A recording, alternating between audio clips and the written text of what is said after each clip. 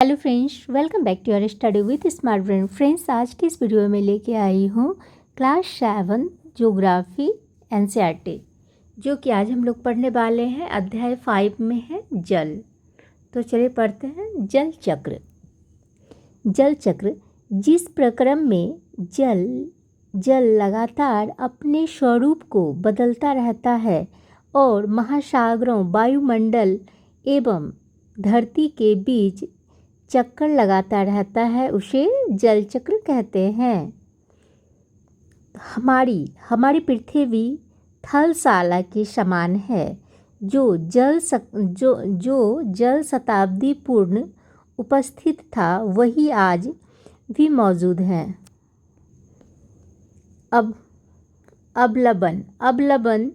अवलंबन जल के मुख्य स्रोत नहीं। अवलंबन जल के मुख्य स्रोत कौन है? तो ये हो गया आपको नदी, तालाब, स्रोत एवं हिमनद है। महासागरों एवं समुद्रों का जल लवणीय होता है। इसमें सोडियम क्लोराइड या खाने में उपयोग किया जाने वाला नमक होता है। तब यहाँ पर हम लोग देख लेते हैं, फिगर के थ्रू समझते हैं जल चक्र। तो ये जैसे कि बादल से क्या होता है? ये संघनन हो गया, आपको संघनन हो गया, बादल में संघनन हो गया। उसके बाद वो बारिश बन के गिरता है, बूंद बूंद आके। तो पहाड़ पे अगर गिरता है, पहाड़ से वो बह के वो ज़मीन पर जब आती है, ज़मीन में फिर धूप लगने के बाद फिर वाष्पीकरण हो के फिर बादल में बदल जाता है। तो इसी को ही मतलब एक रोटेशन हो रही है, संघनन होती है, फिर वर्षा की बूंदें होती है, फिर वहाँ पर पहाड़ पर से गिरती है, बारिश बन के पानी गिरती है पहाड़ पर से। उसके बाद फिर वाष्पीकृत, ज़्यादा धूप होने के बाद तो ऐसे ही वाष्प बन जाता है और वो फिर ऊपर चला जाता है। तो वैसे ही रोटेशन हो रहा है, इसलिए बोला जाता है जल चक्र। तो अब देखते हैं जल का विश्व, सॉरी एक मिनट,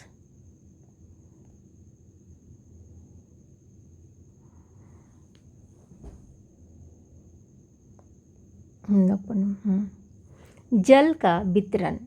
पृथ्वी की सतह का 3/4 भाग जल से ढका है।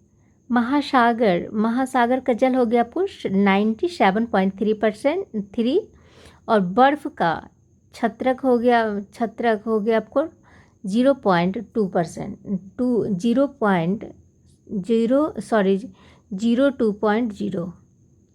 भूमिगत जल हो गया आपको।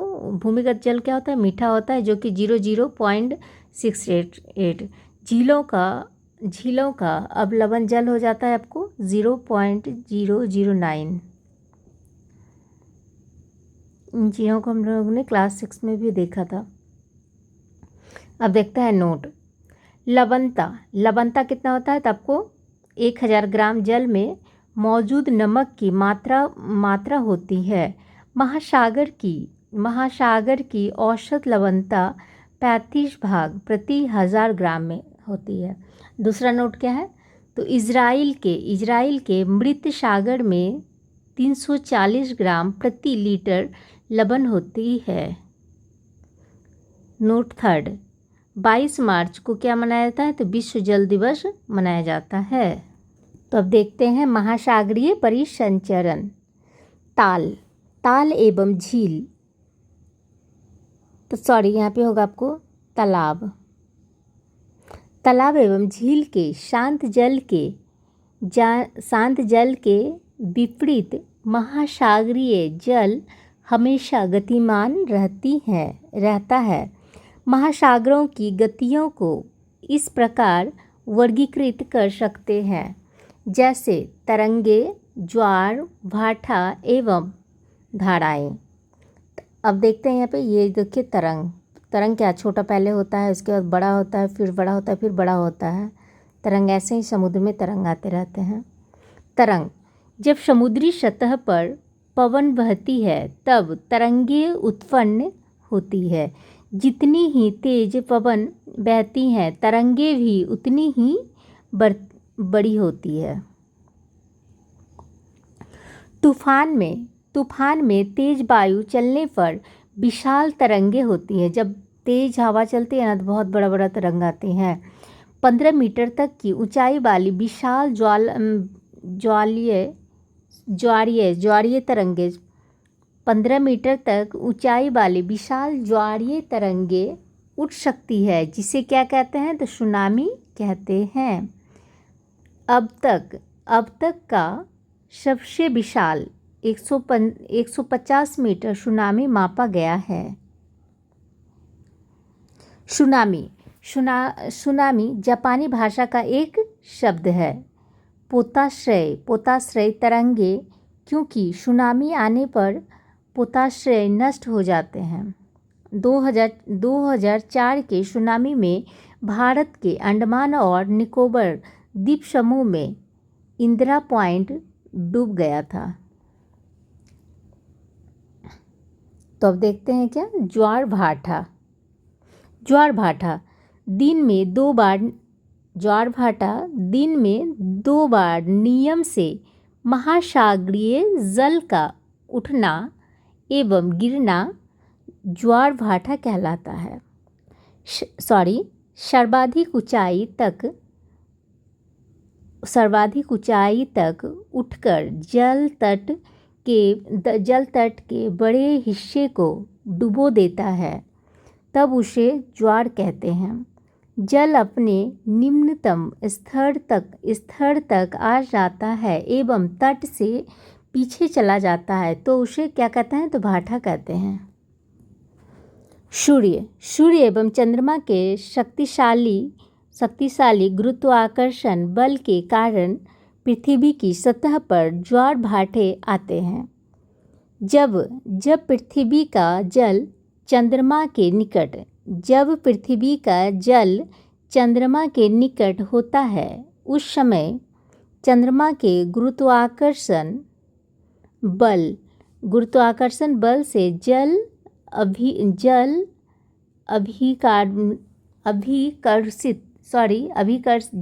अभिकर्षित होता है, जिसके कारण उच्च ज्वार आते हैं। पूर्णिमा एवं अमावस्या के दिनों में सूर्य, चंद्रमा एवं पृथ्वी तीनों एक सीधे में होते हैं और इस समय सबसे ऊंचे ज्वार उठते हैं, तो बृहद ज्वार कहते हैं। इसे ही कहते हैं क्या बृहद ज्वार कहते हैं। चांद एवं सूर्य का गुरुत्वाकर्षण बल विपरीत दिशाओं से महासागरीय जल पर पड़ता है। परिणाम स्वरूप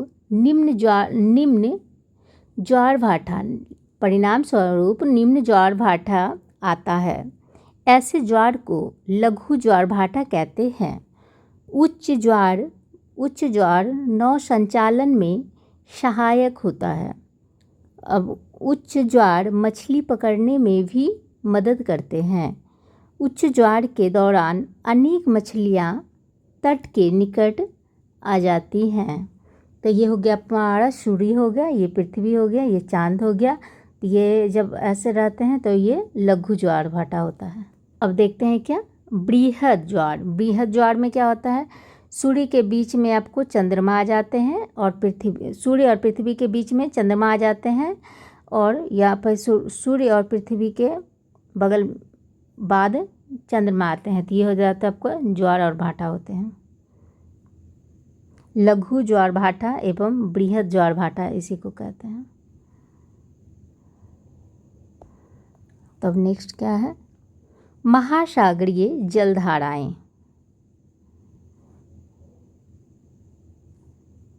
महासागरीय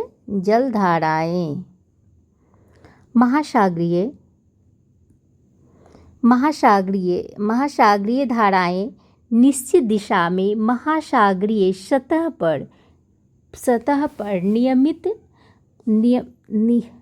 नियमित से बहने वाली जलधाराएं होती हैं। महासागरीय धारा गर्म या ठंडा हो सकता है। गर्म महासागरीय धारा भूमध्य रेखा के निकट उत्पन्न होती हैं और ध्रुवों की ओर प्रवाहित होती हैं। ठंडी धाराएं जो होती हैं ना, ठंडी धाराएं ध्रुवों या उच्च अक्षांशों से उष्णकटिबंधीय या निम्न अक्षांश की ओर प्रवाहित होती हैं। अब देखते हैं लेब्राडोर महासागरीय धाराएं शीत जलधाराएं होती हैं, जबकि गल्फ स्ट्रीम गर्म जलधाराएं होती हैं। जिस स्थान पर गर्म एवं शीत जलधाराएं मिलती है वह स्थान विश्व भर में सर्वोत्तम मत्स्य क्षेत्र माना जाता है। जहाँ गर्म एवं ठंडी जलधाराएं मिलती है वहाँ कुहरे वाला मौसम बनता है। इसके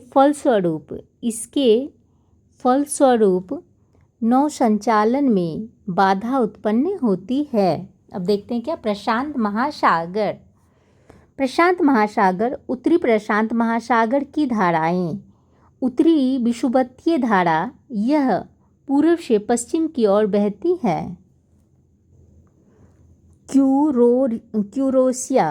क्यूरोशिया का धारा यह धारा है। क्या है? क्यूरोशिया धारा, यह धारा है। Thank you friends, I hope कि आप लोग को पसंद है। अगर पसंद आती है फ्रेंड्स तो प्लीज़ शेयर कीजिए वीडियो को, सब्सक्राइब कीजिए एंड लाइक कीजिए। Thank you.